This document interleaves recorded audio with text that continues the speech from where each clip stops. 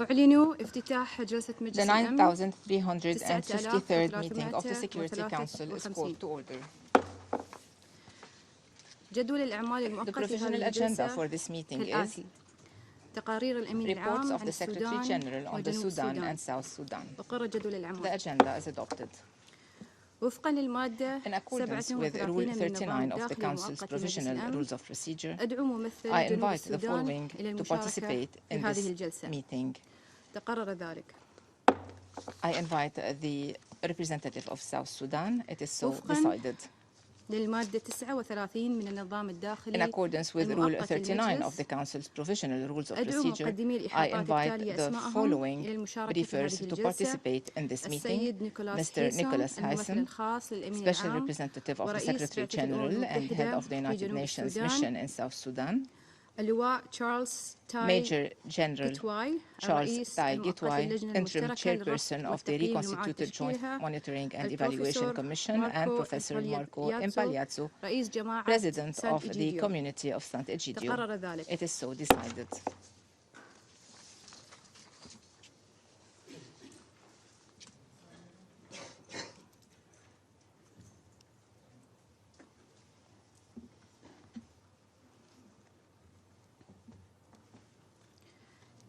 يبدأ مجلس الأمن The Security Council will now begin its consideration of Item 2 of the agenda. أود أن أوجه I wish to انتباه draw أعضاء the المجلس attention of إلى the الوثيقة Council's members to the document S/2023/433, التي the تتضمن report تقرير of the الأمين Secretary العام General on the عن الحالة في situation جنوب in South السودان. Sudan. أعطي الكلمة I now الآن give the للسيد floor to Mr. Nicholas هيثم. Haytham. Madam President, thank you for this opportunity to address the Council today on the situation in South Sudan. I acknowledge the presence of the Interim Chairperson of RJMAC, General Charles Gitau, and the President of the Community of Sant Egidio, Professor Marco Impagliazzo, who will respectively brief in detail on the status of the implementation of the revitalized agreement and engagements with the non-signatory parties. For my part, I would like to begin by noting that the crisis in Sudan has implications for the implementation of the revitalized peace agreement in South Sudan. The impact of that conflict are unfurling along multiple fronts. Since mid-April, over 117,000 women and children and men have crossed over into South Sudan from Sudan along the border areas. 93% of these are South Sudanese returnees. I want to commend the government of South Sudan for its open border policy to all those who are fleeing the conflict with or without travel documents. The absorption capacity of the government and humanitarians in South Sudan, however, is under strain with limited local resources and bottlenecks of arrivals in South Sudan's border towns, notably in Renk. The economic impacts of the conflict cast a shadow on an already fragile country context. The sudden interruption of imports from Sudan has resulted in essential commodities being out of reach for ordinary people in South Sudan. Crude oil exports from South Sudan through Port Sudan are an economic lifeline which, if interrupted, as recently threatened, could have devastating effects on the South Sudanese economy. On the political side, the conflict in Sudan reduces the much-needed bandwidth, both domestic and international, to focus attention on South Sudan during this critical phase of its transition. While President Kiir and IGAD's efforts to end the conflict in Sudan remain commendable, the timeline of the peace process in South Sudan should not be allowed to become the opportunity cost of these efforts. In South Sudan, these factors are exacerbating the existing triggers and drivers of conflict, complicating an already tenuous security situation across the country.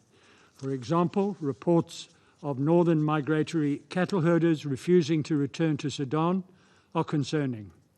The absence of local agreements governing the movement of cattle outside the drive season heightens the risk of clashes between northern pastoralists and South Sudanese agrarian communities.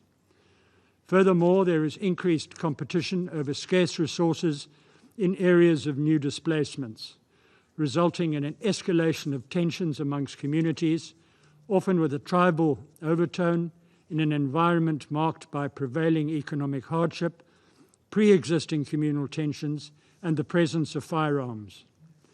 Recently, the developments in Upper Nile State underscored just how combustible these factors can become in a short space of time, with a simple trigger rapidly igniting underlying drivers in a deadly sequence of events, as has happened in Renk and Malakal over access to water points.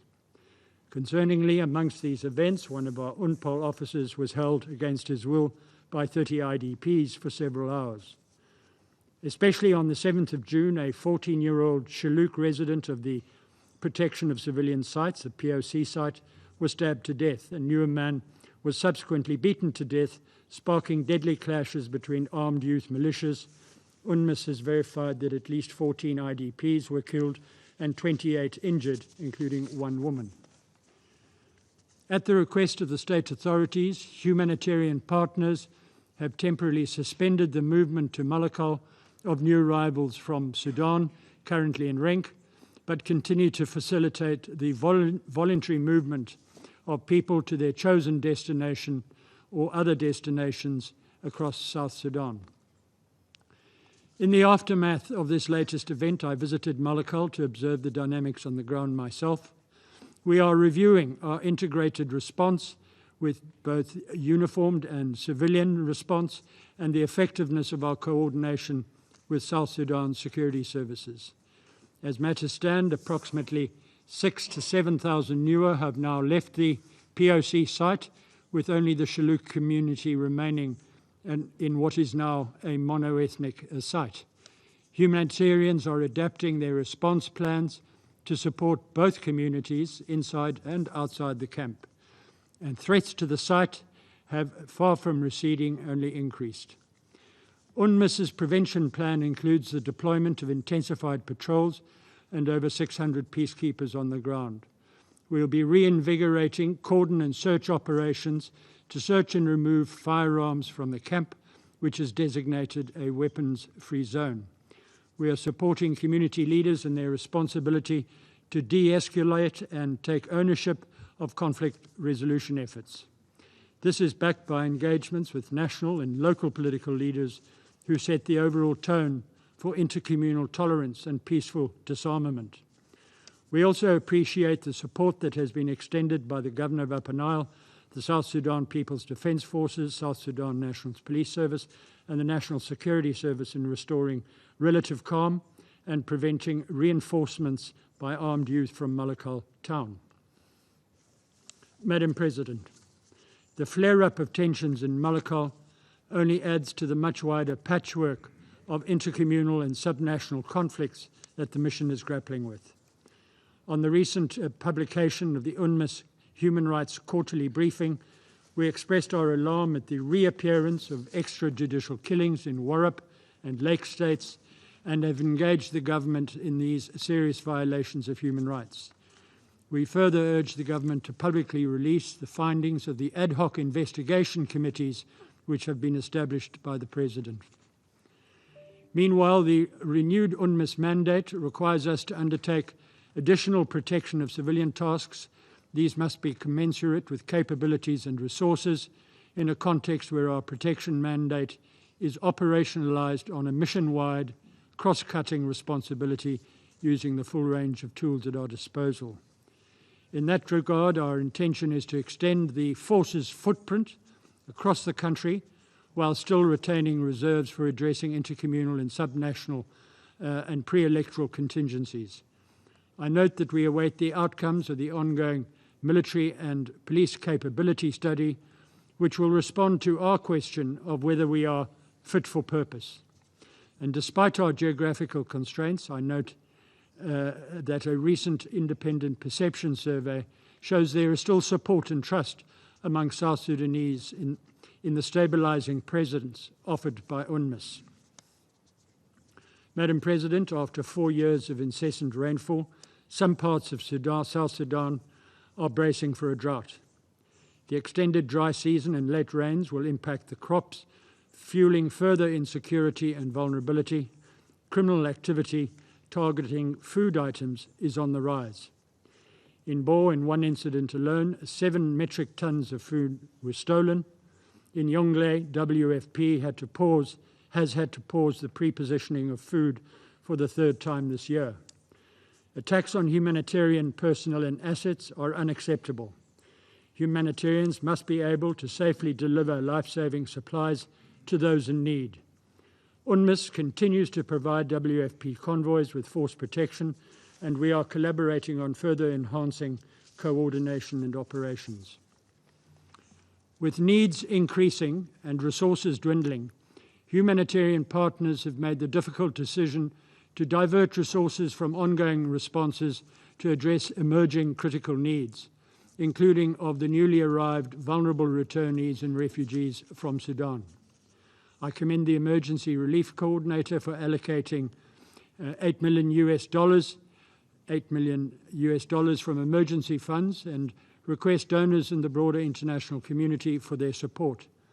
The 2023 Humanitarian Response Plan to reach vulnerable people, estimated at 6.8 million, with urgent vital support, is less than 30% funded. On a more positive note, I'm pleased to inform of progress on the Nile River Corridor Initiative. Our engagement with the governments have resulted in an agreement to reduce the number of checkpoints from over 30 to 6. UNMISS will continue to support the government to actualize this. Madam President, now is not the time to take our eyes off the ball in South Sudan. What we can learn from Sudan is how quickly hard-won peace gains can unravel. This underscores the need for full and timely implementation of the revitalized peace agreement.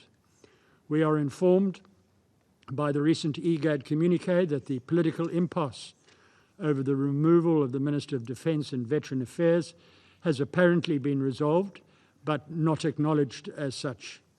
We urge the parties to avoid taking unilateral decisions.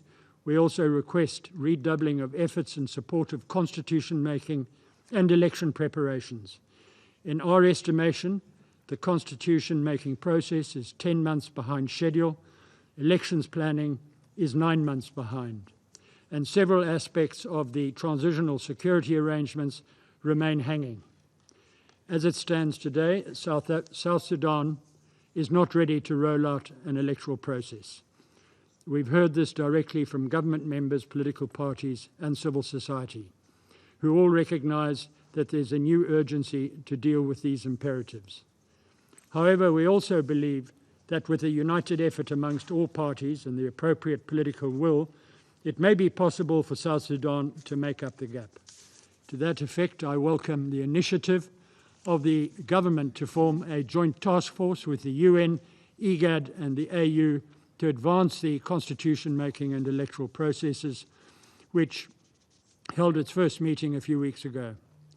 I further urge the relevant stakeholders to double down on passing the National Elections Act in Parliament and to stand up the National Elections Commission so that the South Sudanese people can begin to decide the form and content of their new constitutional and electoral system. However, no electoral process can be credible and successful without adequate civic and political space for all citizens to participate in it, and a great deal needs to be done in this regard. I welcome the engagement of civil society in quarterly dialogues with UNMISS's leadership on the requirements to expand civic and political space and to address the nature of their participation in it, as well as our engagement with the leadership of political parties in the Political Parties Forum. Both groups underscored the need for urgency if the elections are to be held next year. Madam President, in conclusion, the challenges are many, but I'm hopeful that with cooperation, partnership, and sustained leadership, a positive change in the lives of South Sudanese can be achieved. I thank you. أشكر السيد هيثم على إحاطته. I thank Mr. Haytham for his briefing, and I now give the floor to Major General Charles Tai Gitwai.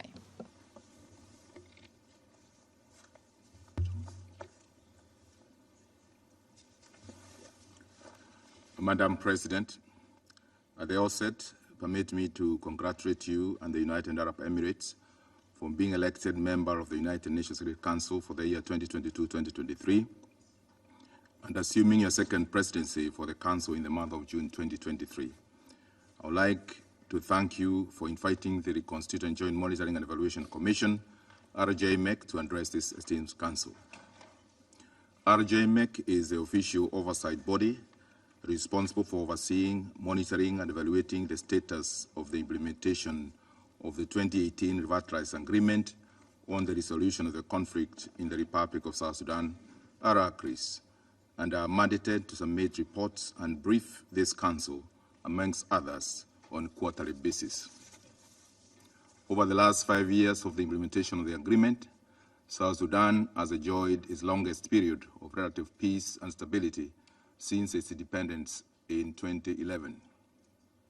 However, the pace of implementation of the agreement has been slow, and as much of what was expected to have been implemented by the end of the stipulated period of 36 months of the transition period was not achieved. Consequently, the revitalized peace agreement was extended for 24 months from February 2023 to February 2025 to enable the completion of the unification of forces, the making of the permanent constitution, and to prepare for the conduct of credible, free, and fair elections in December 2024. By briefing this August Council, therefore, we will briefly highlight our assessment of the South Sudan peace process and the RJMEC's ongoing efforts in support of its implementation and conclude with some recommendations. Madam President, overall key achievements in the implementation of the agreement include the following. Under governance, the executive and legislative arms of the revitalized Transition Government of National Unity, RTGNU, has been established and operationalized at both the national and state levels. The dispute over the number of states was resolved, and the revitalized peace agreement was incorporated in the transition constitution. Also, some crucial legal, judicial, and institutional reforms are ongoing. On the transition security arrangements, approximately 55,000 of the 83,000 Phase 1 necessary unified forces were trained and graduated. These troops remain in their training areas, awaiting deployment to their respective units. However, Phase 2 and disarmament, demobilization, and reintegration (DDR) process is yet to commence. On humanitarian affairs, the opening of key humanitarian corridors has facilitated the return of some South Sudanese refugees and IDPs. Some economic reforms have been implemented, encouraging greater transparency and accountability, but this, too, remains work in progress. On transition justice, progress is being made in the drafting of the bills for the establishment of the Commission for Truth, Reconciliation and Healing, CTRH, and the Compensation and Reparations Authority, CRA. Once these institutions are established, they will drive forward the much-needed process for reconciliation and healing in South Sudan. In terms of the permanent constitution, the law to govern its making has been enacted, and steps are being taken to operationalize it. I would like to underscore that the agreement states that elections at the end of the transition period should be held under the permanent constitution. Madam President, the main challenges which have slowed down progress in the implementation of the revitalized peace agreement include trust deficit among the parties, lack of adequate resources, capacity gaps, persistent levels of intercommunal violence in the states, negative activities of the holdout groups, and natural calamities like floods. Most recently, additional strain has been placed on the humanitarian and other resources in South Sudan by the influx of refugees and returnees from the conflict in the Republic of Sudan.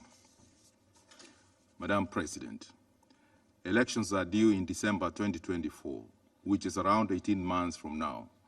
In order to conduct free, fair, and credible elections, the following critical benchmarks need to be attained as per the revitalized peace agreement. A, completion of the unification and the deployment of forces in order to provide election-related security. B, reconstitution and operationalization of the institutions tasked with the preparations and conduct of elections. namely the Political Parties Council and the National Election Commission. C, the making of a people-led, people-owned permanent constitution to guide the conduct of elections. D, judicial reforms to enhance the capacity and independence of the judicial institutions to deal with election-related disputes. And E, improvement to the overall political and civic space in which multi-party elections are conducted.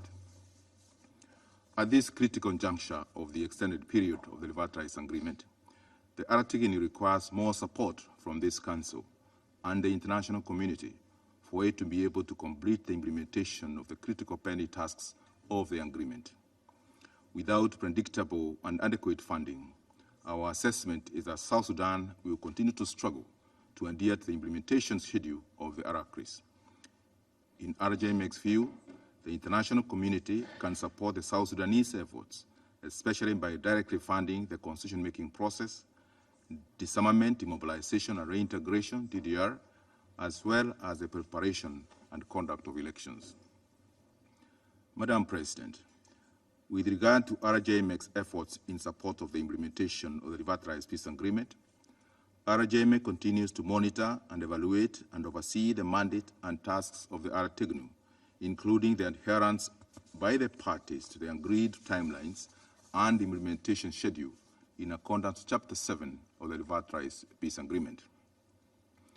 RJMX's objective and impartial reports and all-inclusive stakeholders' monthly plenary meetings continue to inspire confidence in the peace process and encourages the parties to stay the course of peace. In our regular quarterly evaluation reports to the Articling, to IGAD, to AU Peace and Security Council, and to this Council, help create focus, unity of purpose, and informs policy decisions-making on South Sudan and the implementation of the agreement. RJMX continues to oversee the work of agreement institutions and mechanisms, breaks deadlocks among the parties, and regularly engages the parties to the agreement, key peace partners, and other South Sudanese stakeholders in a bid to build consensus and expedite progress. In conclusion, Madam President, I would like to underscore that Articles legitimizes the transitional government of national unity in South Sudan and remains the most plausible blueprint for a peaceful transition and in building a enduring peace in the Republic of South Sudan. With the prospect of elections looming only 18 months away, there is need for collective efforts to focus on South Sudan at this critical time and ensure that the agreement is implemented in letter and spirit. In that regard, I would like to appeal to this Council to remain seized of the peace process in South Sudan, engage the Articling to expedite implementation of the peace agreement, and to conduct elections as scheduled, and to consider visiting Juba at this critical time of election preparations, and to stand in solidarity with the people of South Sudan. I thank you. أشكر اللواء قتواي على I thank Major General Gitwai for his briefing, and I now give the floor to Professor Mpaliatso. Madam President, honorable members, for more than 50 years, the community of Sant'Egidio has been a peculiar international actor, a community close to the vulnerable people, dedicated to peace, interreligious dialogue, humanitarian aid, and also able to conduct international mediations and facilitation in different parts of the world. From the peace agreement in Mozambique, signed in Rome in 1992, to Burundi, from Guatemala to Kosovo and Mindanao.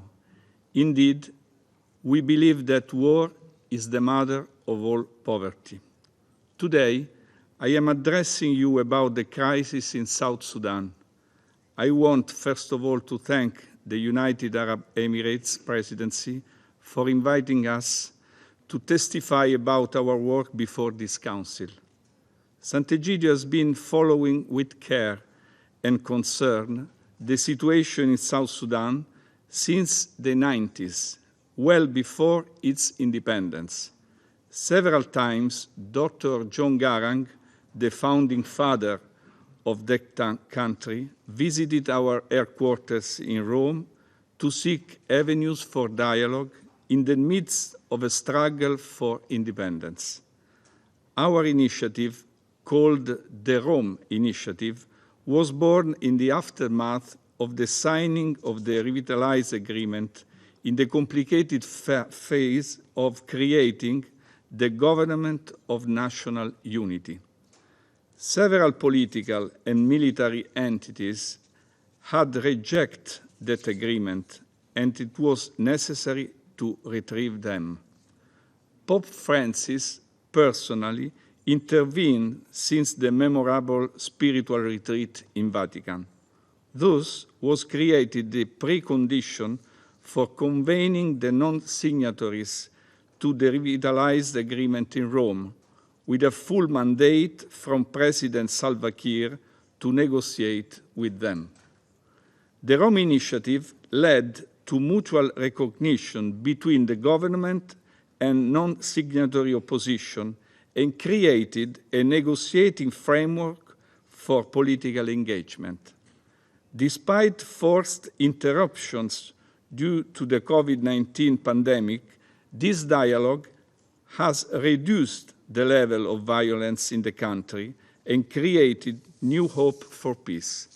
Madam President, the Rome Initiative allowed representatives of the SOMA, the Alliance of Non-Signatories, to be trained for their future inclusion in the CTS-AMVM. The process is more inclusive now, and it is moving further in that direction.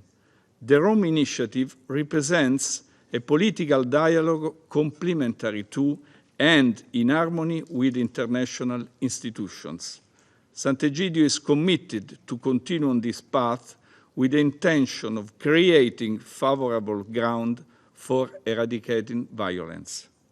At this level, I must mention the important contribution made by civil society representatives and leaders of the country's Christians and different religious denominations. This participation will only increase in the coming stages and is a decisive impetus in calling government and opposition leaders to their responsibility towards the South Sudanese people and their suffering.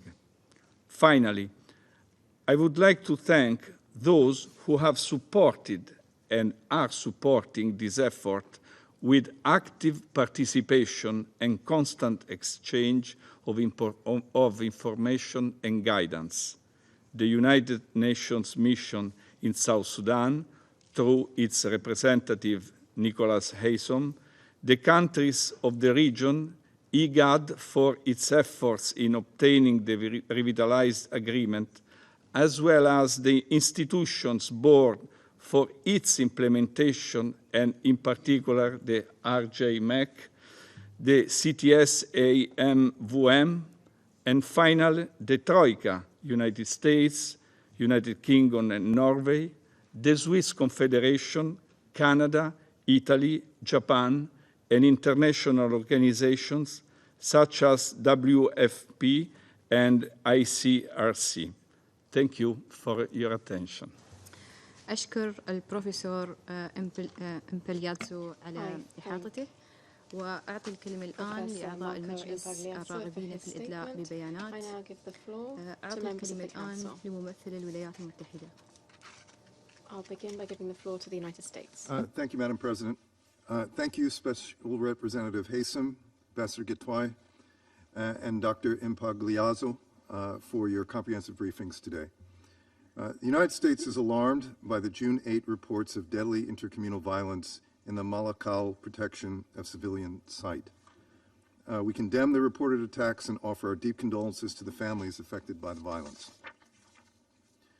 We commend the Governor of Upper Nile State and state authorities working in coordination with UNMISS on strengthening security measures, including securing the perimeter of the Malakal POC site.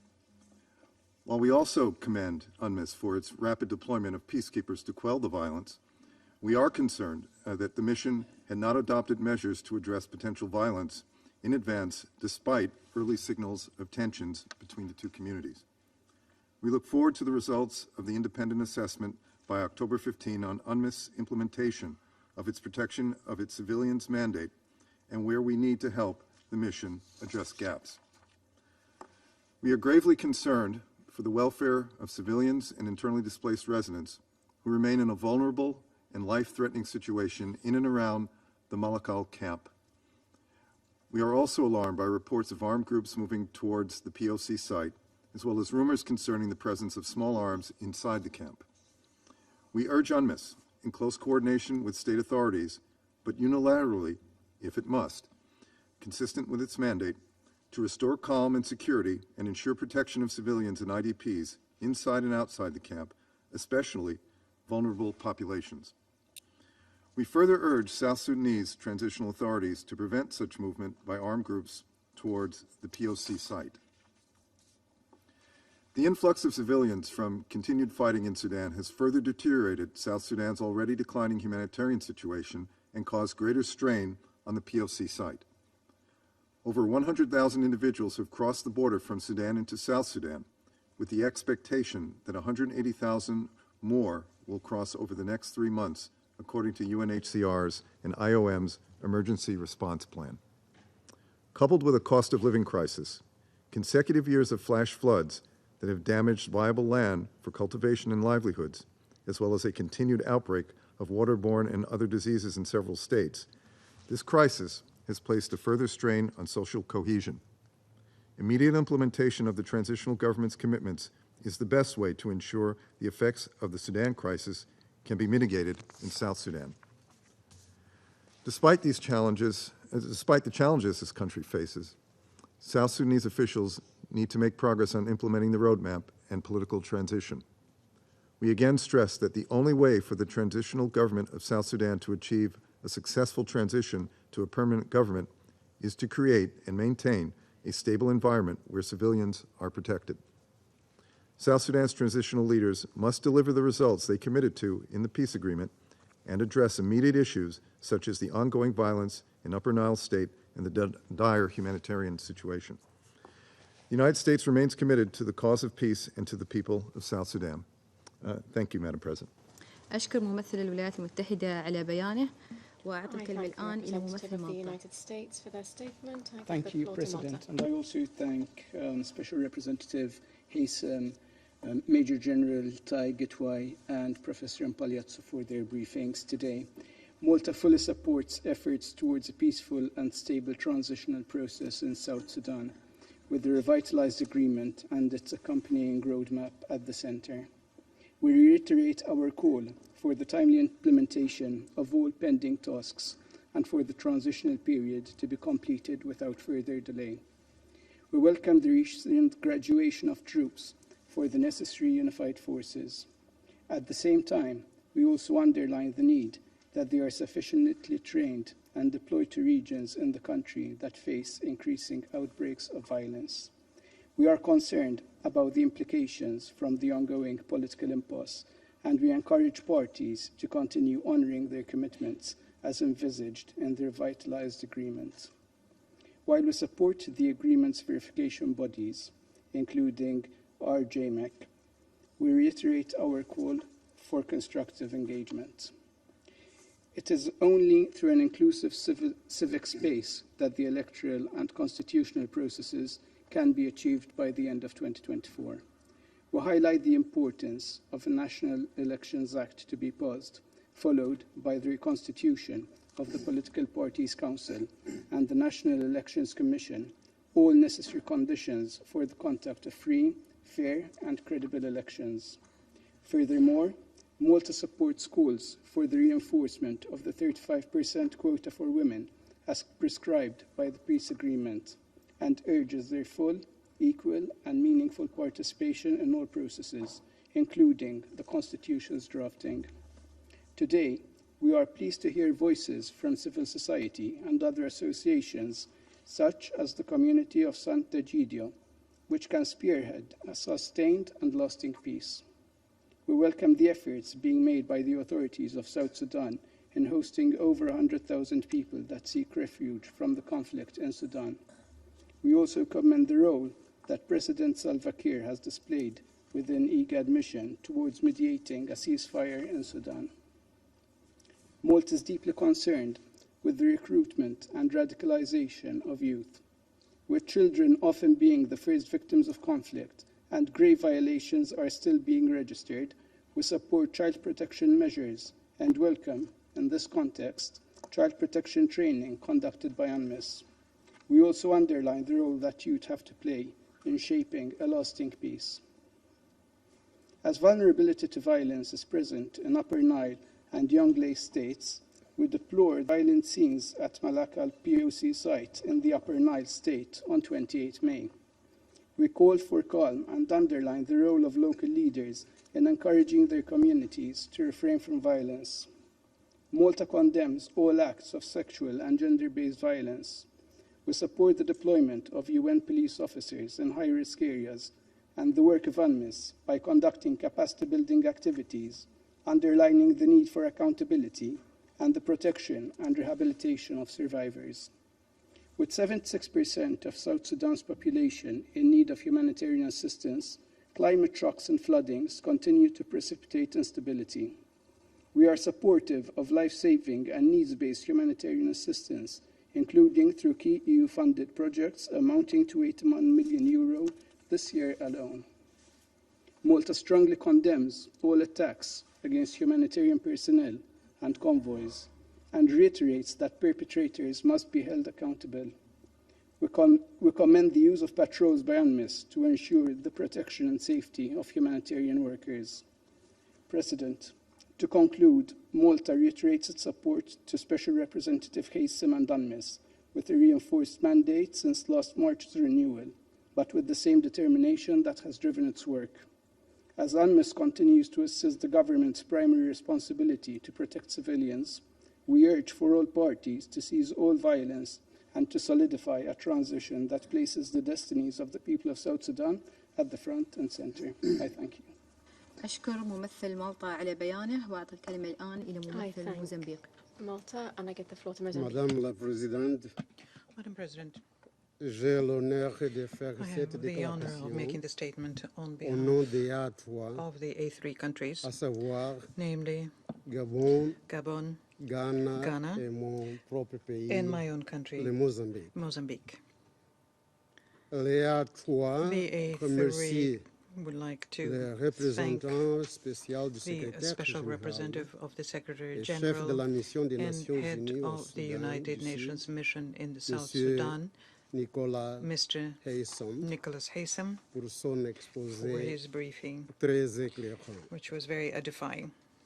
Nous remercions We également also thank le général de division, Major M. General Charles Charles Tai Gitwai, président par intérim interim de la commission chairperson mixte of de suivi et the d'évaluation reconstituted Joint reconstituée. Monitoring and Evaluation Notre Commission. gratitude est Our adressée gratitude au is professeur also Marco, extended to Professor Marco Ipagliazzo, président de la communauté de President Saint-Egidio, of the community of pour Sant'Egidio. leur présentation We thank them for their et pour leur briefings dédication à la and cause de paix for their commitment dans le monde. to the cause of peace throughout the world. Nous saluons la We participation welcome à cette the réunion participation de in notre this frère, meeting today Son of our Excellence brother, His Ambassadeur Excellency Akwe Ambassador Bona Akwe Bonamalwal, représentant permanent permanent du representative Soudan du Sud. of South Sudan. Madam President, it is the firm belief of the A3 that South Sudan has been making important progress towards the consolidation of the state and the rule of law, particularly regarding the constitutional and electoral process. The inaugural meeting of the Joint Task Force for Advancing the Constitution-Making and Electoral Process, held on 1st June 2023, is a clear testimony in that regard. While acknowledging the efforts being made by the country, It is important that all parties work collectively to overcome their political differences and sustain the progress achieved so far.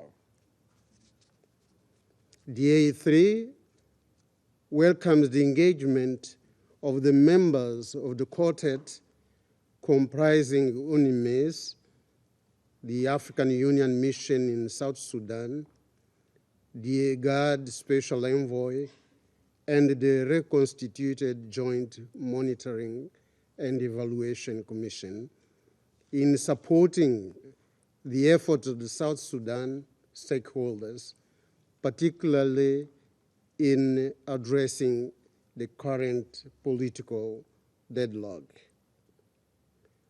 We call on the parties to honor their commitments and expedite the implementation of the revised agreement, including completing the outstanding tasks required before the end of the transitional period.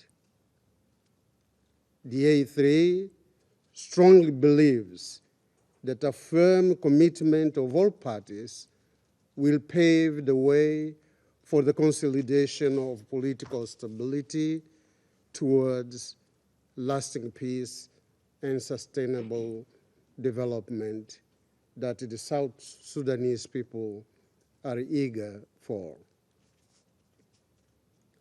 Madam President, DA3 notes with appreciation the reduction in incidents of intercommunal violence at the subnational level, particularly in the Jonglei state. Nevertheless, we remain concerned over the persistence of vulnerability to violence in some regions of the country, mostly communal and cultural related.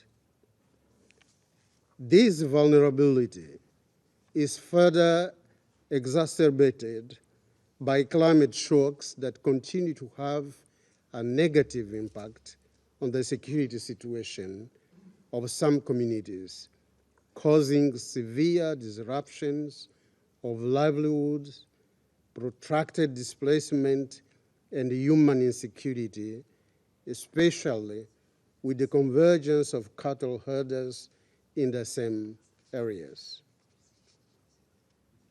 Initiatives to promote dialogue between communities and cattle herders, focusing on sharing of resources and peaceful coexistence, are powerful tools that need to be further leveraged. We urge the international community to continue supporting such efforts.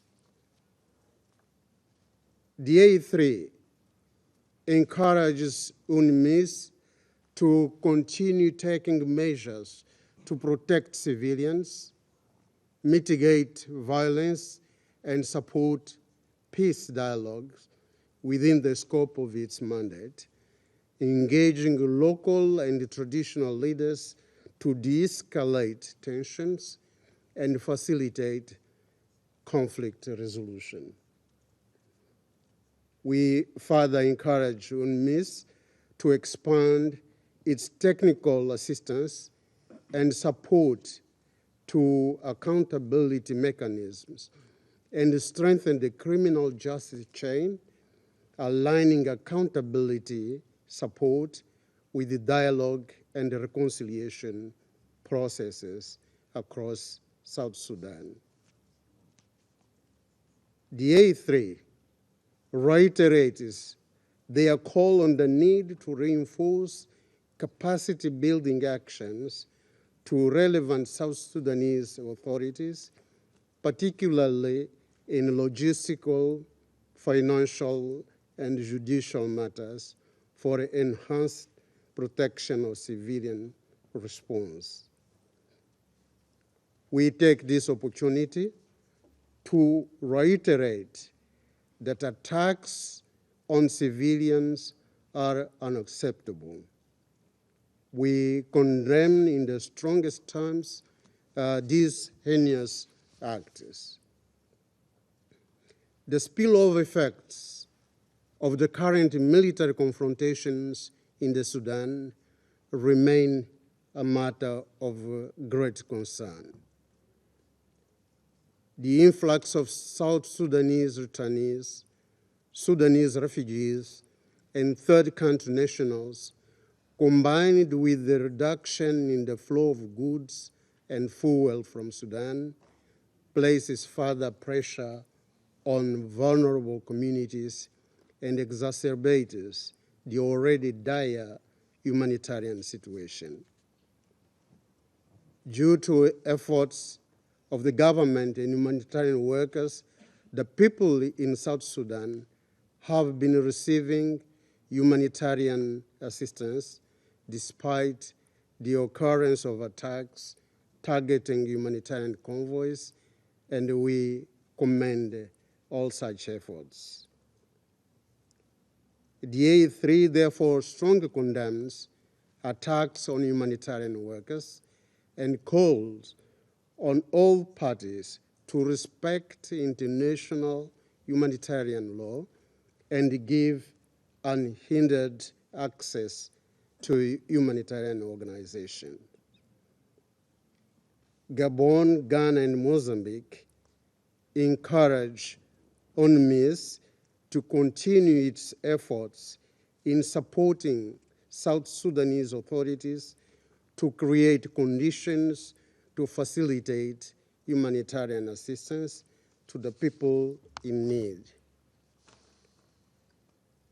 While welcoming the African Union and the IGAD post-conflict needs assessment for South Sudan, the A3 reiterates our call for the international community to step up its financial support for humanitarian assistance, which remains severely underfunded. Madame la Présidente, Madam President, les enfants, children, les groupes les plus the most vulnérables vulnerable dans les group situations de in conflit a conflict paient situation le prix fort pay de la a persistance high de la price for violence dans le continued pays. violence in the country. À cet égard, And in this nous regard, reconnaissons we les acknowledge efforts menés the par le efforts made gouvernement du by Soudan du the Sud government of South dans la Sudan mise en œuvre to de mesures visant à implement prévenir measures aimed et à at combattre preventing les and violations combating contre violations les droits des against enfants. children's rights.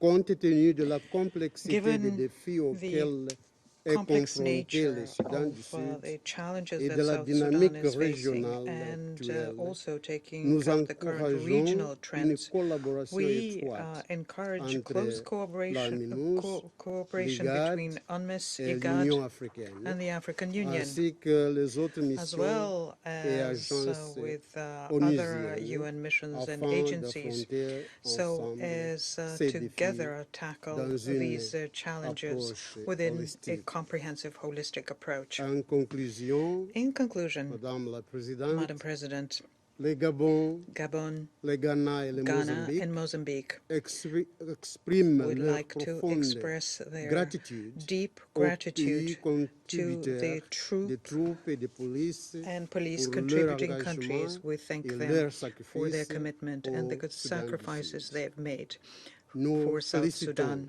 l'IGAD, Congratulate africaine, IGAD, the African la Union, communauté de Sant'Egidio the community et of tous les autres Sant'Egidio, acteurs and all engagés other pour actors leurs involved efforts visant on à their aider le efforts peuple aimed et le to gouvernement help the people and the government of South soudanais Sudan à surmonter to leurs overcome épreuves et à ouvrir difficulties and la to open voie up a à pathway une paix to durable dans lasting le pays. peace in the Et je country. vous remercie, Madame. I thank you, Madam President.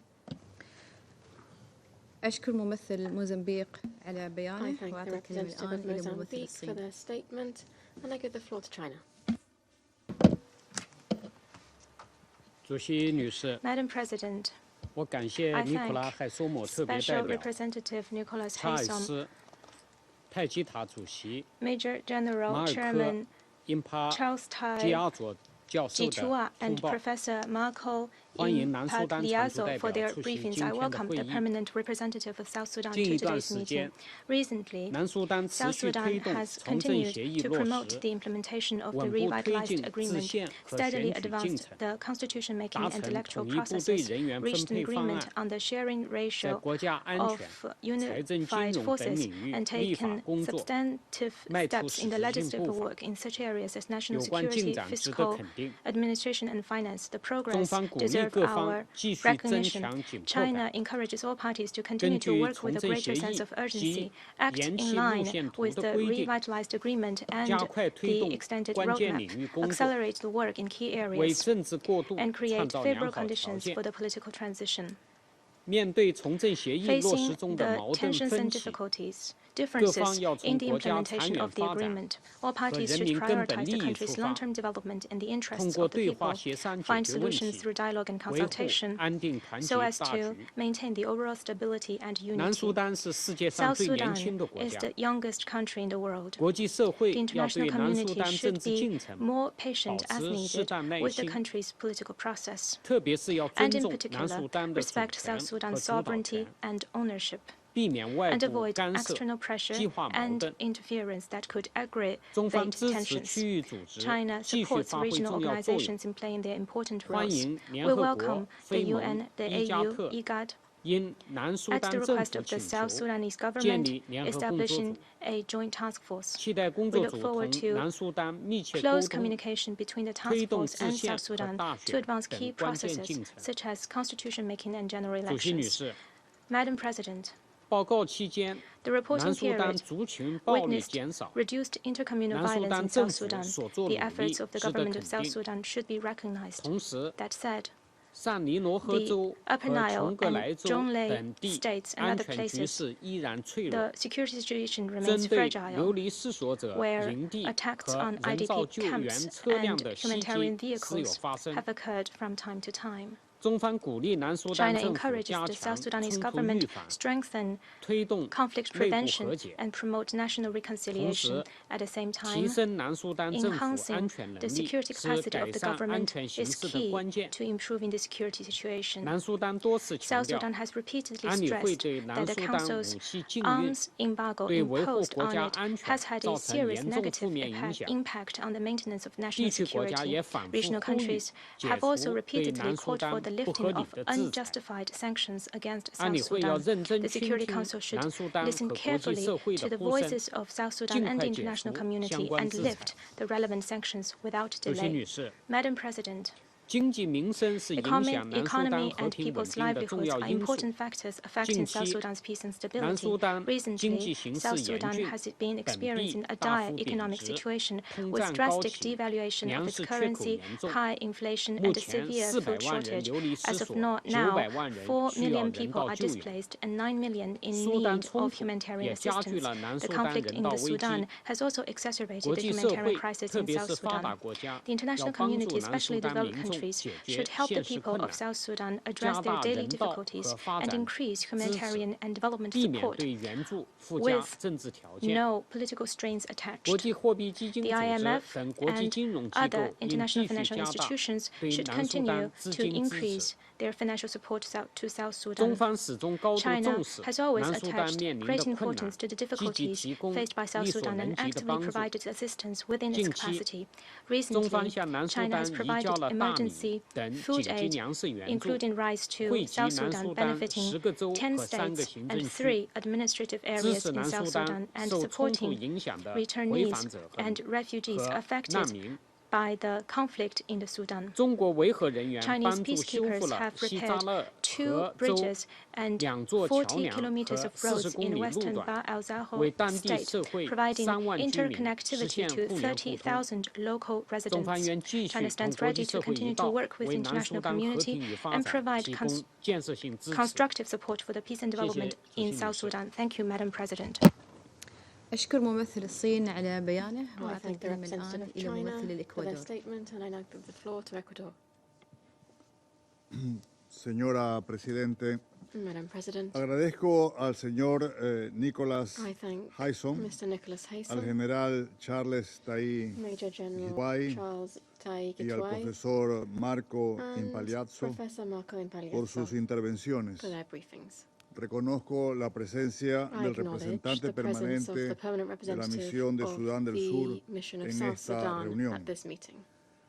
La situación que enfrenta a Sudán del Sur es situation definitivamente facing South Sudan una de is las más certainly complejas one of the most por los complex desafíos in humanitarios, terms of its humanitarian, políticos y de derechos political, and humanos. human rights-based challenges. Primero, nos preocupa la situación humanitaria First, del we país, are concerned about the que se ha visto humanitarian agravada situation in the desde el country, inicio del which conflicto en has been Sudán, worsened by the onset of the en conflict in especial por Sudan, el and desplazamiento de particularly by the refugiados displacement of que se refugees, suman a los casi in 2.2 addition to the millones de almost desplazados 2.2 million internally internos displaced existentes people en el país. in the country.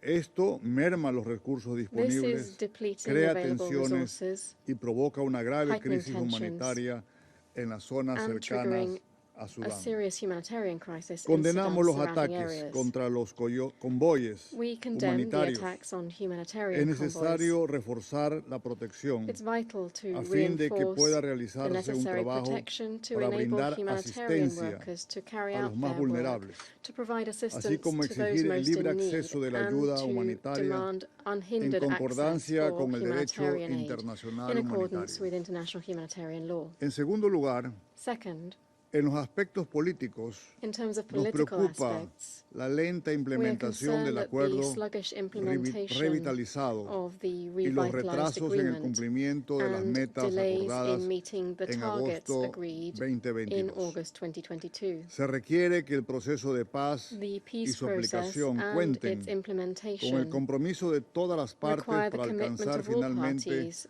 una to transición finally política. achieve a political transition. En este sentido, hacemos un In this llamado regard, para que no we call existan for nuevos there to impases be políticos no more que political puedan ser deadlocks vistos como that una could be violación del perceived acuerdo as a violation of revitalizado the revitalized y que agreement obstaculice la and that might construcción de medidas hinder de the building confianza of mutua mutual entre las confidence partes. building measures between the parties. Como lo venimos diciendo en nuestras intervenciones, As we've la been saying in our participación de la statements, mujer es women's fundamental en los participation procesos is electorales fundamental y de in the transición hacia electoral la paz, process and in the en transition towards concordancia peace, con lo establecido en la in accordance with resolución the provisions of 1325 del Resolution 2020 1325 of 2020 en este Consejo.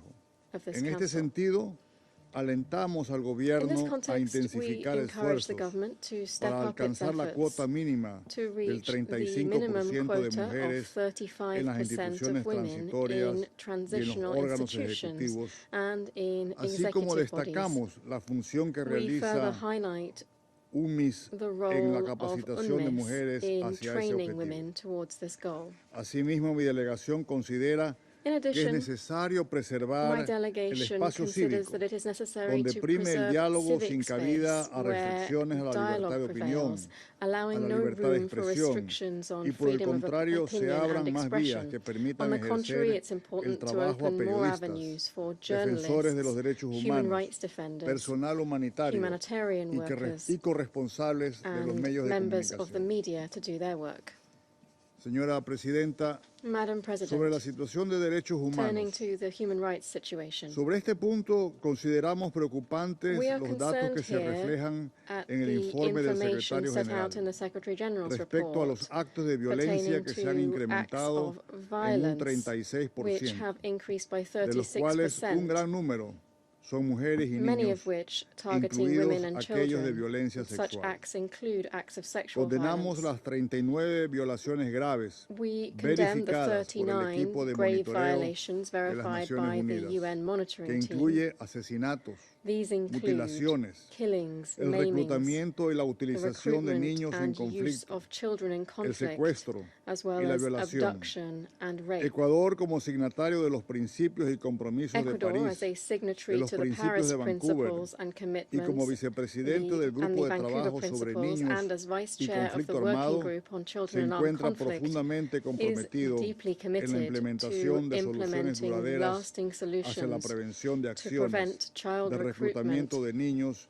y la protección de los and to derechos protect the de los rights niños of y children jóvenes en escenarios de and young conflicto. people in conflict settings. Asimismo, Las 22 ejecuciones extrajudiciales a personas acusadas de violencia intercomunal. Todos estos crímenes deben ser investigados y castigados. Damos la bienvenida a todas las acciones conducentes al diálogo y a la búsqueda de cese al fuego en Sudán, en especial de los países vecinos y del presidente de Sudán del Sur en estos esfuerzos.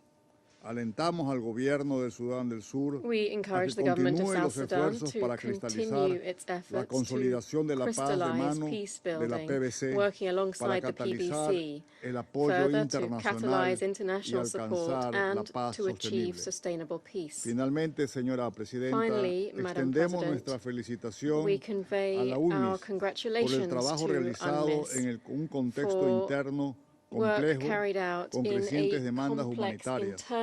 Resaltamos la transversalidad de la agenda de género en las gestiones contenidas en su informe y hacemos un llamado a evitar cualquier restricción que puedan poner en peligro el cumplimiento de su mandato. Muchas gracias. أشكر ممثل الإكوادور على بيانه وأعطي الكلمة الآن إلى ممثلة ألبانيا. I thank the representative of Ecuador for their statement and give the floor to the representative of Albania. I thank for his update and underline our support for UNMISS. I also thank General Charles Tai Gitwai and Professor Marco Impalazzo for their informative briefings. Let me also thank the community of Sant'Egidio for the work they do in different countries. Thank you. And we welcome the presence of South Sudan to this meeting. President, Albania welcomes the Secretary General's report and shares his concerns about the challenging situation in South Sudan, which has worsened by the ongoing fighting in Sudan, leading to an influx of weapons, refugees, and interruptions of cross-border trade. I'll briefly touch upon three areas. Firstly, we are concerned by the delayed process and progress in the implementation of the revitalized agreement and roadmap. We welcome advancements on the constitution-making and electoral processes, but further efforts are required to expedite the progress and facilitate the transition to a permanent government. We call on the transitional government to focus on advancing outstanding reforms, including passing and enacting the National Election Act, and turn deployments plan for the NUF into concrete actions. The government must also work with UNMISS to effectively prepare for peaceful and inclusive elections, ensuring the meaningful participation of women and civil society. Secondly, the protection of civilians remains a strong concern. This is further hampered by ongoing subnational violence across South Sudan. Regions like Upper Nile and Jonglei have witnessed significant violence, mass displacement, and high levels of sexual violence. Similarly, we express deep concerns about the recent ethnic clashes in the Malakal POSC site. We urge the government to intensify its efforts in tackling the ongoing violence, prevent further escalations, and ensure accountability. To this end, the influx of refugees from Sudan, including South Sudanese returnees, raises concerns about the risk of further intercommunal violence and ethnic clashes. The government must work to address the root causes, mitigate tensions, and collaborate with UNMISS to scale up the protection of civilians. Thirdly, the dire humanitarian situation, including food insecurity, requires our attention. Criminality and road ambushes targeting humanitarian and commercial convoys have affected over 460,000 people. We call on the government to facilitate safe and unimpeded access for humanitarian partners to deliver critical aid across South Sudan. We strongly condemn violence against humanitarian personnel and assets and call for full accountability for these crimes. In conclusion, Madam President, the electoral and constitutional processes are crucial elements to building a stable and peaceful South Sudan. We cannot afford the spillover effects of Sudan to impact the transition processes. The government must redouble its efforts, implement the outstanding benchmarks of the peace agreement, and work closely with UNMISS to lay the ground for free, fair, and democratic elections. And I thank you. أشكر ممثلة ألبانيا على بيانها وأعطي الكلمة الآن إلى ممثل فرنسا. Madame la Présidente, à mon tour, je remercie le représentant spécial Aïssam, le général Taï Gitouai, président de la commission mixte de suivi et d'évaluation reconstituée, le professeur Impaliazzo, président de la communauté Sant'Egidio, pour leurs interventions. Et je souhaite aussi la bienvenue aux représentants du Soudan du Sud à cette réunion. Madame la Présidente, nous sommes préoccupés par les retards pris dans la mise en œuvre de la feuille de route. La préparation des élections, prévues au Soudan du Sud fin 2024, a besoin en particulier d'avoir un cadre législatif et constitutionnel, la mise en place d'institutions et l'octroi de ressources budgétaires. Les Nations Unies sont mandatées pour apporter leur assistance technique en complément des efforts des autorités et nous encourageons en outre les autorités à préserver les conditions d'un débat démocratique. Madame la Présidente, la France est préoccupée par l'impact du conflit au Soudan sur la stabilité du Soudan du Sud. D'ores et déjà, le conflit a aggravé la situation humanitaire avec plus de 100 000 réfugiés de retour au Soudan du Sud. La France et l'Union européenne sont solidaires des pays de la région. L'assistance humanitaire de l'Union européenne s'élève à 81 millions d'euros au Soudan du Sud en 2023. La France a mobilisé 41,3 millions d'euros pour faire face à la crise humanitaire en cours au Soudan et répondre à son impact régional. Nous reconnaissons aussi les efforts de médiation du Soudan du Sud, mais nous regrettons la tentative du Soudan de fragiliser les efforts de paix de la région. Madame la Présidente, ce contexte régional ne saurait détourner l'attention du Soudan du Sud et de sa transition politique. La France salue les efforts de la région pour accompagner ce processus. Les États membres de l'Union européenne ont approuvé le 24 mai un financement pour les mécanismes de suivi de l'IGAD à hauteur de 5,8 millions d'euros. Nous soutenons aussi l'action de la MINUS qui continue d'assurer des fonctions essentielles de protection des civils et de renforcement des capacités du Soudan du Sud. Et la France y prend sa part en soutenant, avec notre ambassade sur place, des projets de réinsertion et en apportant une expertise en matière de gestion des stocks d'armes et de munitions. Les autorités sud-soudanaises doivent tirer le plein parti de l'appui des Nations Unies, de la région et de la communauté internationale pour accélérer la mise en œuvre de la transition politique. C'est indispensable dans un contexte où l'instabilité régionale exacerbe les vulnérabilités existantes. Je vous remercie. أشكر ممثل فرنسا على بيانه وأعطي الكلمة الآن. I thank France for their statement. I give the floor to the representative of the Russian Federation. Благодарю, госпожа председатель. Хотела бы поблагодарить спецпредставителя Генсекретаря ООН Николаса Хейсама и председателя совместной комиссии по мониторингу и оценке Чарльза Тая Гитуэ за представленные брифинги. Признательны за доклад руководителя общины Святого Эгидия Марко Ипалиаццо. Приветствуем участие в сегодняшнем заседании посла Южного Судана при ООН Акуэ Бона сегодня переживает непростые времена. Difficult times today. The situation is being palpably impacted by the conflict in the neighboring Sudan, and this leads to a number of serious problems. The number of refugees and the returning South Sudanese is close to 90,000 people and has become an additional heavy burden for the country. And against this background, we welcome the political and diplomatic efforts made by the President of South Sudan, Salva Kiir Mayardit, the efforts that he has been undertaken since the beginning of the confrontation in Sudan. Juba and other countries in the region know very well the difficult political trends in that country, and that is a prerequisite for finding ways for a settlement. And despite the fact that the situation is difficult, the government has managed to advance in the areas of state building, implementing the commitments they undertook under the revitalized peace agreement and the roadmap associated associated with it. We note the fruitful work conducted by the Parliament, the launching of the preparatory work for the elections planned for December 2024, and constitution-making work. We agree that there is a need to accelerate these processes and to abide by agreed timelines. At the same time, all of this requires broader support for Juba. We think that what remains a priority still is focused work by South Sudanese authorities to form unified armed forces of South Sudan as a guarantor of further moving the peace process along and successful general elections. We note that the first stage of creating the unified army has been finalized. The agreements have been reached on the structure of mid-level command. Budget was agreed on the deployment of military graduates. At the same time, launching of the second stage of that process is still stalled.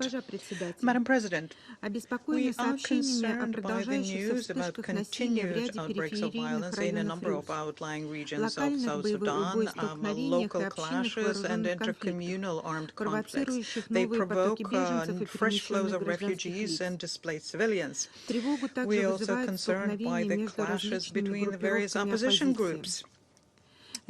We strongly condemned any violations of the peace agreement, any acts of violence against civilians, including the humanitarians who work in South Sudan. We take note of the response measures undertaken by the government. We pay tribute to the mediation efforts by the African Union and IGAD member states and expect that the very important work done by the St. Egidio community will continue so as to bring new groups to dialogue. And we call upon non-signatories of the peace agreement to join in with the peace process. We support the work done by the UN mission in South Sudan. It contributes significantly to stabilizing the situation and the implementation of the peace agreement.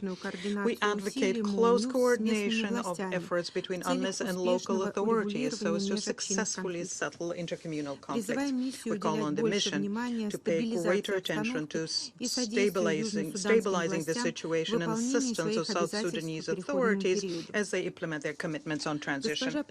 Madam President, the sanctions regime on South Sudan, the sanctions by Security Council, has noticeably complicated the deployment of unified armed forces units and complicated the strengthening of government security entities. The parameters of arms embargo are being relaxed, but that's not enough. We're convinced that there is a need to have more decisive steps towards lowering these restrictions in line with the request put forward by Juba, which resonates also with the African Union. We are categorically against using Security Council sanctions as a means of exerting pressure or as a means of interfering in the domestic affairs of their country. We're also against complementing them with illegal unilateral restrictions. I thank you for your attention. I thank the representative of the Russian Federation, and I give the floor now to the representative of Japan. Thank you, Madam President. I thank the Special Representative of the Secretary General and Head of UNMISS, Mr. Nicholas Hayson, Interim Chairperson of RJ-MEC, Major General Charles Tai Gitway, and President of the Community of Sant'Egidio, Professor Marco Impagliazzo, for their insightful briefings. Japan takes note of the recent SG report on UNMISS, which describes progress and challenges in South Sudan and highlights the relevance of the mandate of the mission. Japan would like to thank all personnel of UNMISS for their service in protecting civilians and mitigating violence in the challenging environment. As a TCC, we are committed to our continued deployment to UNMISS. I would like to make the following 4 points concerning the long-term peace, security, and stability of South Sudan, which are closely linked to the mandate of UNMISS. First, it remains crucial to implement the revitalized agreement on the resolution of the conflict in the Republic of South Sudan. The implementation should be in line with the timelines established in the adopted roadmap as the basis for sustained peace in South Sudan. In light of this, we commend the progress, such as the approval of the National Election Act 2012, Bill 2023, and the ongoing preparations for the deployments of the necessary unified forces. However, we are concerned that the implementation for other aspects have been delayed. Japan would like to call for all stakeholders to cooperate with South Sudan to implement the agreement comprehensively to ensure that general elections can be held in December 2024. Second, we have seen a reduction in incidents of intercommunal violence at the subnational level. However, we are concerned that the situation can be aggravated by the influx of returnees and refugees from Sudan. As for this, we welcome President Salva Kiir's engagement with regional leaders to resolve the conflict. Japan would like to emphasize with the necessity for more international coordination and continued collaboration. Thirdly, it is necessary to arrange for the early deployment of the necessary unified forces with due consideration of the strategic defense and security review. It is also necessary to unify the commando structure and develop weapons and armament management, among other important tasks. Lastly, we welcome that the South Sudanese government is cooperating with the UN, AU, IGAD, and related organizations in various areas. However, there continues to be numerous violations of the status of forces agreement, as well as attacks on humanitarian assistance operations. We are particularly concerned about undue restrictions and taxation by the government. It is necessary to have greater cooperation with UNMISS to ensure it can fully implement its mandate. In conclusion, Japan stands by the government and people of South Sudan in their endeavor to steadily implement the RRCs, and we strongly support UNMISS as well as humanitarian players in this regard. I thank you, Madam President. أشكر ممثلة اليابان على بيانها. I thank the representative of Japan for their statement. I give the floor now to the representative of the UK. Thank you, President. And thank you, SRSG Haysom, Major General Gitwai, and Professor Impagliato for your briefings. I also welcome the presence of the representative of South Sudan in our meeting today. President, as we've heard, fighting across the border in Sudan has exacerbated the already critical humanitarian situation in South Sudan. Around 120,000 people have been registered crossing the border, moving to areas already faced with significant humanitarian needs and aggravating political and intercommunal tensions. The United Kingdom welcomes the government of South Sudan's provision of transport for people returning home and other refugees. We encourage all efforts to maintain the safety and security of all returnees, refugees, and host communities. We commend the UN system and humanitarian partners for their swift response to the crisis, and we urge an agile strategy and careful risk management for this evolving context. The United Kingdom is particularly concerned by the recent intercommunal fighting in the Malakal Protection of Civilians camp, resulting in the reported killing of 13 people and burning of 4,000 homes. We welcome the response by UNMISS peacekeepers to de-escalate these tensions and their wider efforts to protect civilians across South Sudan. To prevent further tragedies occurring, we need urgently to find solutions to the tensions in Malakal and address the root causes of South Sudan's fragility. The United Kingdom reiterates our call on the South Sudanese government to do all it can to stop subnational violence, provide basic services for its people, and deliver meaningful progress on its peace agreement. We welcome the recent task force, co-chaired by SRSG Haysom.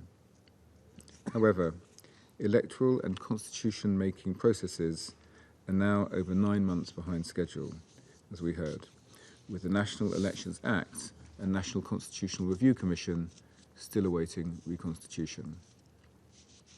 Legislation alone will not deliver sustainable peace in South Sudan. Laws need to be enacted, and the institutions they create need to be financed. There needs to be a peace dividend. The United Kingdom remains committed to the people of South Sudan and their journey towards peace and stability. We call on the government of South Sudan to expedite this journey by stopping the violence and ending corruption, and by delivering justice, essential services, and free and fair elections for its people. Thank you. أشكر ممثل المملكة المتحدة. I thank the representative of the UK for their statement. I give the floor now to the representative of Brazil. Thank you, Madam President. I begin by thanking Special Representative Haysom, General Tai Gitwai, and Professor Impaliazzo for their knowledgeable insights. I also thank UNMISS, RJ Mack, and the community of Sant'Egidio for their valuable work. I acknowledge the presence of Ambassador Ibana Malwal and welcome the delegation of South Sudan to this meeting.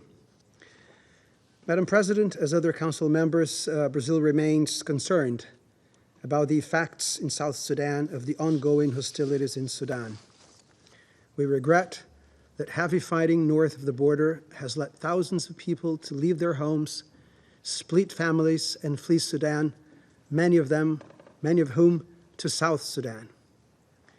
We are worried about the pressure on scarce resources in South Sudan, particularly in the Upper Nile State and Rand County. We are especially concerned about the situation in parts of South Sudan that lack food and clean water.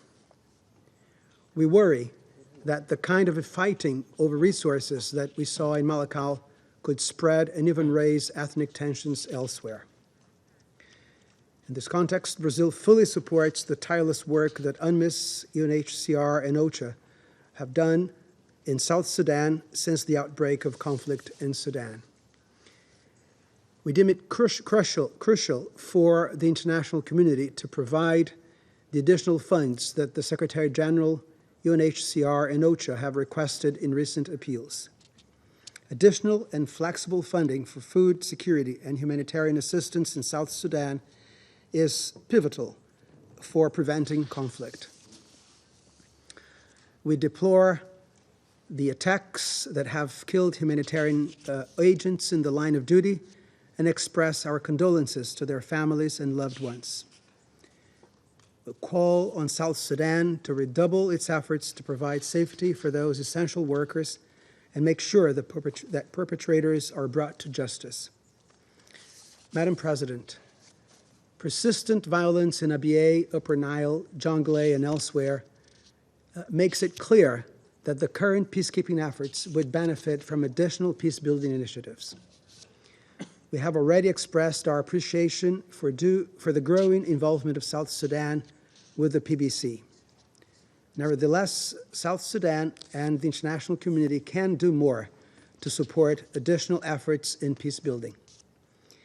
The community of Sant'Egidio's briefing today shows yet again the critical role that dialogue and conciliation play in the pathway to sustain peace.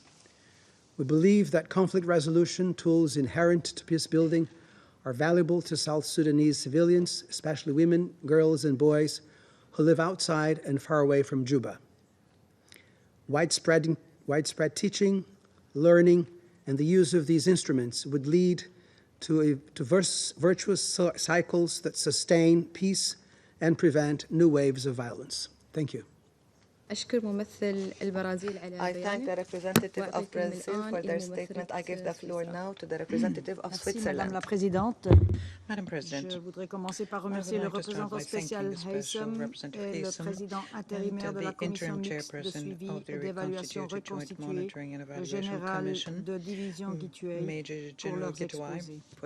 Nous remercions également notre partenaire Sant'Egidio, dont nous apprécions les efforts de facilitation en vue d'un dialogue facilitate an inclusive dialogue to advance lasting peace in South Sudan. I also welcome the presence of the permanent representative of South Sudan.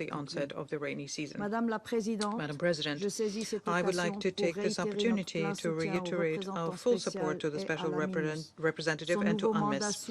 Its new mandate underlines the need to take into account the negative effects of climate change and confirms the importance of protecting civilians and fully implementing the roadmap.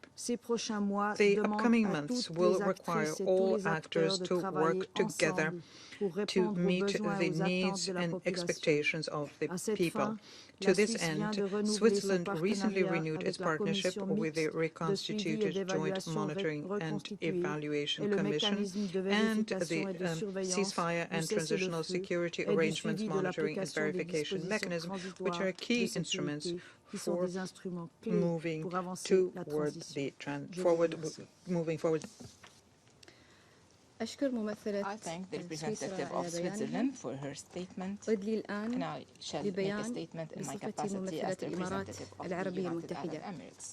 بداية أشكر كل من الممثل الخاص السيد هيثم واللواء جيتواي على إحاطتهم القيمة، ونقدر كذلك مداخلة السيد بلياتزو التي أكدت على أهمية دعم المساعي والمبادرات السياسية التي تتبنى تعزيز الحوار والتفاهم المشترك بين مختلف الأديان والثقافات لتحقيق السلام، ونأمل أن تسفر محادثات روما عن حلول تعالج التحديات التي يواجهها جنوب السودان، إذ نجدد التزامنا بدعم هذه المساعي السامية.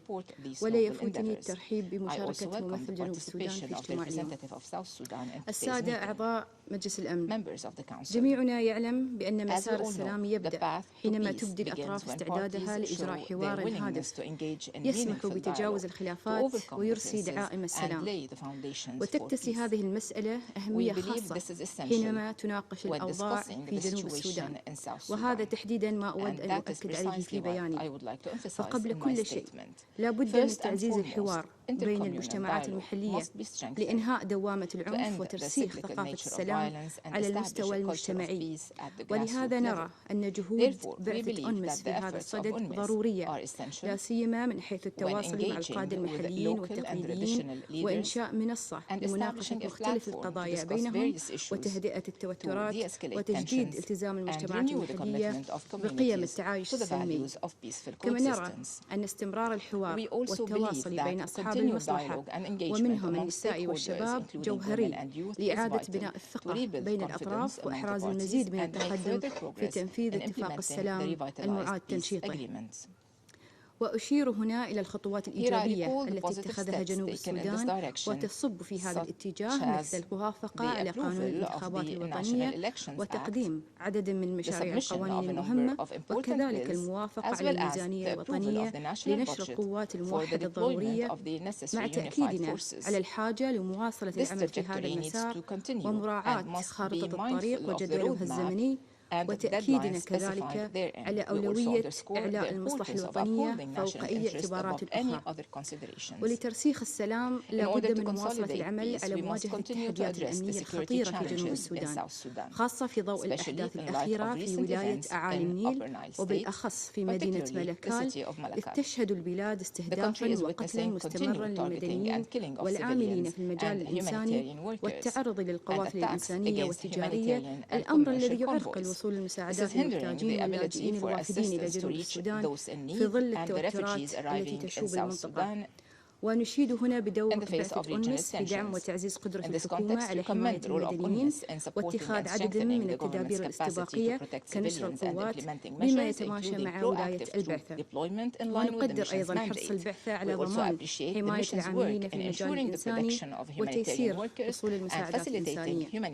وختاما نتطلع إلى مواصلة الجهود الدبلوماسية الإقليمية وبدعم ثابت من المجتمع الدولي لمساعدة جنوب السودان على تجاوز التحديات. فقد أثبتت المنظمات الإقليمية ومنها الاتحاد الإفريقي والإيجاد بأن لها دورا قياديا في دعم الاستقرار في البلاد، بما في ذلك من خلال إجرائها تقييم احتياجات ما بعد النزاع وتقديمها الدعم لعملية وضع الدستور والعملية الانتخابية كجزء من فريق العمل الثلاثي سعيا لتلبية تطلعات الشعب في جنوب السودان. شكرا. أستأنف مهامي كرئيسة للمجلس. أعطي الكلمة الآن لممثل جنوب السودان. Madam President, as this is my first time to deliver a statement since you assumed the presidency of the Security Council, allow me to congratulate you and your delegation for the manner in which you have steered the functions of this council. Also, allow me to welcome and thank our briefers in the person of Professor Haytham, the SRG, and General Charles Gitwai, the interim RJMAC, and the president of San Egidio, Professor Marco Imbagliazzo, for their insightful briefing they have offered to the Security Council. It is our hope that it contributes positively towards our shared goal for sustainable peace and security in South Sudan. I would also like to thank the distinguished ambassador of Mozambique, and the rest of the A3 for their comprehensive and welcome statement. Madam President, my delegation took note of the report of the Secretary General on the situation in South Sudan, submitted pursuant to Security Council Resolution 2677, 2023, which requested the Secretary General to report on the implementation of the mission's mandate every 90 days. Madam President, over the period within which this report was documented, South Sudan has experienced relative peace and security across the country. The revitalized government is committed in seeing that the country is in total peace and life of a common citizen returns to normalcy. Towards this goal, Juba continues to extend the olive branch to those who are still outside the revitalized agreement. We call on all the peace-loving partners to join us in consolidating what has been achieved and work collaboratively to involve those who are still outside the revitalized agreement to reach an agreement that will allow the country to enjoy a lasting peace. We acknowledge the significant delays in meeting the agreed-upon benchmarks and remain committed to expediting the pending tasks necessary for the successful implementation of revitalized agreement. Therefore, we would like to assure the international community that despite the challenges we are facing, we are committed to do all we can to make meaningful progress towards these goals. Madam President, in the report submitted before you, the Secretary General reminded the Security Council of the impact and devastation of floods following 40 years of incessant rainfall and its implication on the work of the peacekeepers, especially in Bentiu, where dikes need to be further enhanced. This year, due to poor rainfall in some part of the country, it is expected that we will experience poor harvest, which will result in cases of starvation and possible internal displacement and migration. In most cases, created security-related instabilities and communal tension. We recognize the threat caused by floods, drought, and related climate shocks to the stability and the security of our nation, as we have witnessed across the country between the cattle keepers and farmers. We urge the international community and UNMISS to join South Sudan through initiatives that will prioritize conflict prevention, early warning, and invest in sustainable development through agreed mechanism of mitigation and adaptation that does not leave no one behind. Madam President, since the inception of conflict in the Republic of Sudan, South Sudan experienced huge migration of refugees and returnees from the Sudan. Given the quick turns of events, we are caught flat-footed and no emergency preparation were readily available. And given South Sudan's already difficult humanitarian situation and economic challenges, we do not have the immediate financial capacity to be able to rescue the dire situation. While we are thankful for the efforts done so far, we are appealing to the international community to double its efforts and commitment to help the displaced.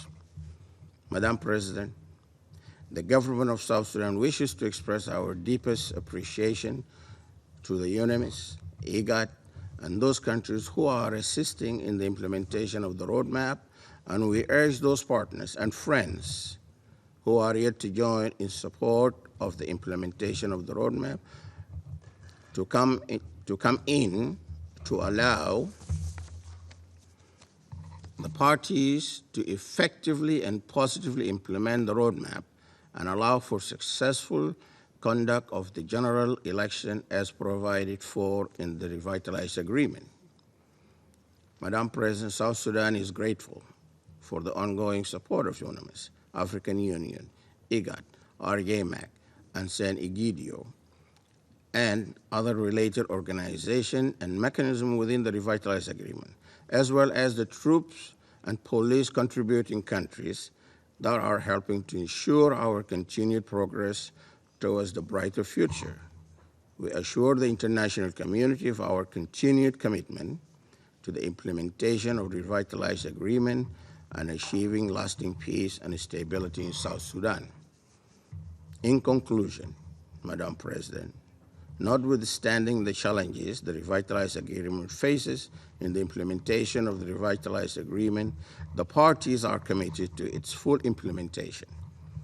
We strongly call on the international community and regional partners and friends of South Sudan not to give up on South Sudan. Thank you for your kind attention. I thank the representative of South Sudan for their statement. There are no more names inscribed on the list of speakers. I will now adjourn the meeting so that the Council can continue its discussions on the subject in closed consultations. The meeting is adjourned.